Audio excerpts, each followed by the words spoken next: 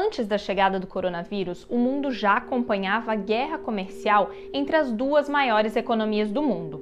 Agora, quando se fala no desenho de forças no cenário pós-pandemia, uma grande pergunta é: a China vai superar os Estados Unidos na liderança global? E quem acreditava que isso já era inevitável? A pergunta é: a pandemia vai acelerar esse processo? Eu sou a Laís Alegrete, da BBC News Brasil aqui em Londres, e nesse vídeo eu vou falar sobre como a pandemia afeta essa disputa e como fica o Brasil nessa história. Eu ouvi vários especialistas em relações internacionais e o que eles dizem é que essa crise está acelerando tendências que a gente já tinha começado a observar na geopolítica. Uma delas é o fato de os Estados Unidos estarem se distanciando do papel de líder global. Isso não é uma novidade desse governo. É uma tendência que já vinha sendo observada, mas claramente se acentua no governo de Donald Trump. Tatiana Prazeres, que foi secretária de Comércio Exterior no Brasil e conselheira sênior do diretor-geral da Organização Mundial do Comércio, a OMC, diz que os Estados Unidos estão mais autocentrados e menos dispostos a liderar uma resposta internacional para a pandemia. Isso, segundo ela, abre espaço para o avanço dos chineses. Um exemplo recente bastante simbólico desse movimento, segundo os especialistas apontaram, está ligado ao repasse de recursos para a OMS, a Organização Mundial da Saúde. Quando as mortes nos Estados Unidos dispararam, Trump, que vinha minimizando a gravidade do problema, escolheu imediatamente a OMS como alvo em busca de um culpado. The World Health Organization should be ashamed of themselves because they're like the public relations agency for China. Ele diz que a entidade errou na forma de lidar com o coronavírus e afirmou que ela é amplamente financiada pelos Estados Unidos, mas muito focada na China. E o que ele fez em meio à mais grave pandemia que o mundo vive em um século? I'm instructing my administration to halt funding of the World Health Organization. E, de fato, os Estados Unidos respondem por 15% do orçamento da OMS. No último orçamento da organização, a contribuição americana foi de 400 milhões de dólares, mais de 4 vezes superior ao segundo maior financiador, que é a China, com 86 milhões de dólares. Depois do anúncio da suspensão, a China disse que vai contribuir com 30 milhões de dólares adicionais à OMS. Eu também conversei com o ex-embaixador do Brasil em Washington, Rubens Barbosa, e ele concorda que é a atitude de Trump em relação às políticas que abrem espaço para a China nesse momento. Ele diz que a política do atual presidente contraria a tradição americana do pós-guerra e lembrou do Plano Marshall, que foi o plano dos Estados Unidos para reconstruir países europeus aliados depois da Segunda Guerra Mundial. Foi claramente depois da Segunda Guerra Mundial que a hegemonia dos Estados Unidos no mundo foi consolidada. O país liderou a criação dessas instituições, chamadas de multilaterais, como parte desse novo contexto global.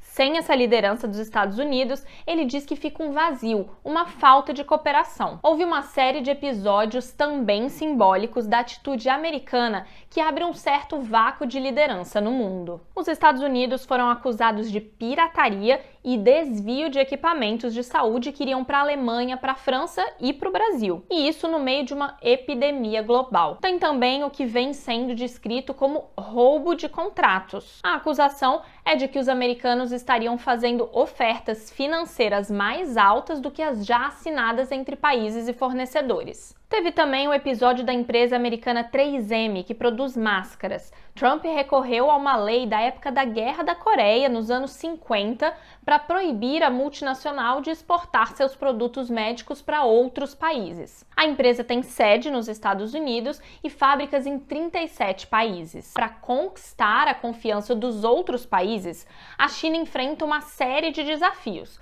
entre eles de consertar o dano à própria imagem causado pela maneira com que o país reagiu no início do surto, ainda no fim de 2019. Hoje é fato e notório que as autoridades chinesas pelo menos demoraram muito para reagir. Bom, mas também há indícios de que tentaram abafar o problema. Um caso também simbólico, desta vez contra a imagem da China, ganhou o mundo com a morte por coronavírus do médico Li Wenliang. No dia 30 de dezembro do ano passado, ele enviou uma mensagem privada a colegas médicos alertando para o que parecia ser uma síndrome respiratória grave não identificada. Ele sugeria que os colegas se protegessem. No dia seguinte, foi convocado por autoridades de segurança pública a se explicar e a assinar um documento admitindo que espalhava informações falsas. O conhecido autoritarismo do sistema chinês, que suprime com mão de ferro a liberdade de expressão, ganhou holofotes do mundo,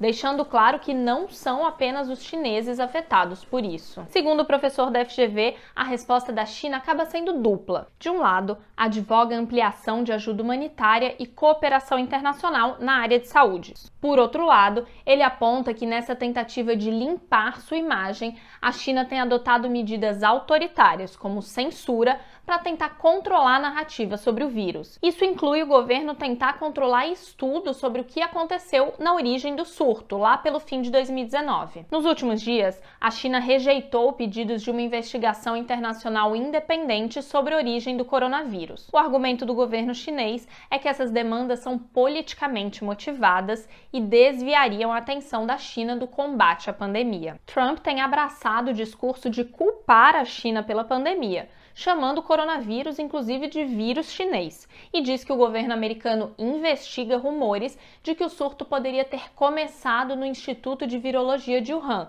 cidade chinesa que foi o primeiro epicentro da doença. Have you seen anything at this point that gives you a high degree of confidence that the Wuhan Institute of Virology was the origin of this virus? Yes, I have. Yes, I have. O governo da China rebate essas acusações e diz que os Estados Unidos querem confundir a população.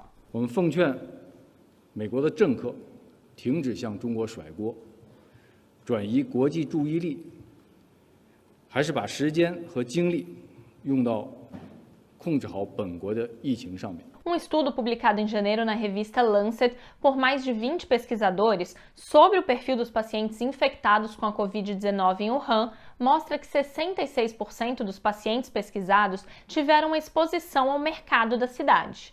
E outro estudo publicado na mesma revista por cientistas de vários países diz que há sólidas evidências de que o vírus surgiu entre animais selvagens. Mas não é só Trump que pede mais transparência da China nesse episódio. A diferença é o uso político dessa nova frente de batalha e a urgência com que isso é feito nos Estados Unidos, que terão eleições presidenciais em novembro. Nesse contexto, Rubens Barbosa diz que a China vai passar a ser visada pela Europa, Estados Unidos e também por outros países que questionam a maneira como o país tratou a pandemia. Um relatório da União Europeia, por exemplo, acusa a China de espalhar desinformação sobre a crise. O texto diz que as autoridades chinesas e a mídia estatal retiram qualquer menção a Wuhan como a origem do vírus, e que alguns canais de mídia social controlados pelo Estado continuam a espalhar a teoria de que o surto estava ligado à visita de militares dos Estados Unidos. Em entrevista, o presidente francês Emmanuel Macron disse que há aspectos desconhecidos na gestão que a China tem feito em relação à pandemia do novo coronavírus. Aqui no Reino Unido, um grupo de parlamentares conservadores defende que a Grã-Bretanha precisa entender melhor as ambições econômicas e o papel global da China quando a crise do coronavírus terminar. É importante lembrar que o futuro da política internacional dos Estados Unidos depende do resultado das eleições desse ano. Ou seja, se vai vencer o presidente Donald Trump com sua política nacionalista, sintetizada no slogan America First, ou o candidato democrata Joe Biden. De forma geral, os republicanos tendem a defender políticas mais isolacionistas que os democratas, ou seja, de olhar para dentro do país e não priorizar instituições globais e acordos multilaterais. Até agora, Rubens Barbosa diz que a China tem demonstrado mais força no cenário internacional e diz acreditar que ela está melhor preparada que os Estados Unidos para emergir mais forte, apesar das fortes críticas e da queda na economia. O impacto na economia, afinal, vai ser generalizado.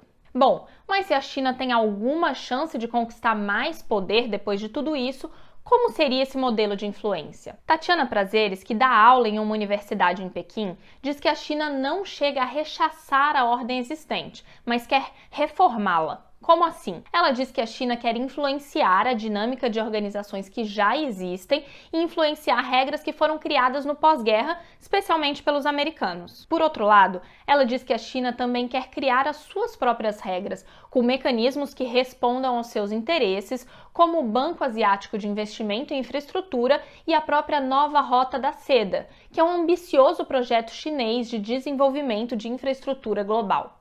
É uma espécie de símbolo dessa nova ambição chinesa. Ela avalia que a percepção dos chineses é que é legítimo que o país busque influência no cenário internacional correspondente ao seu peso econômico no mundo.